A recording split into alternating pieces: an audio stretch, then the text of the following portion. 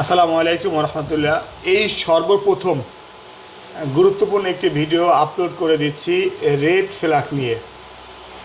যারা ইতিপূর্বে red flag পেয়েছেন তাদের নুলস্তা এখনও অবধি স্টেপ মাইশি ধাপে রয়েছে, এরকম ভিডিও বা ছবি তুলে দিতে পারবেন, তাহলে তাদের কাজ করা সম্ভব, ভিসা করাও সম্ভব।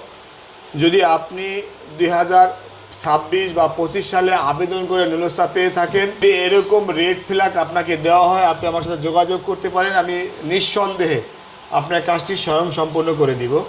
পাশাপাশি আপনি 23 এবং 24 সালে নুলস্তা পেয়েছেন, এখন সুই আপডেট হয়েছে, এস ব্লক স্যাম্পল রয়েছে, আপনি অ্যাপয়েন্টমেন্টের জন্য আবেদন করার পরে আপনাকে রেড ফ্ল্যাগ দেওয়া হয়েছে।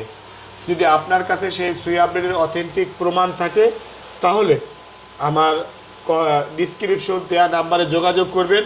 আমি নির্ভুল নিখুঁতভাবে আপনার রেড ফ্ল্যাগের পরিবর্তে অ্যাপয়েন্টমেন্ট নিয়ে দিব, আপনার সমস্ত ফাইল প্রসেস করে দিব, ভিসা হওয়া অবধি আপনার দায়িত্ব নিব।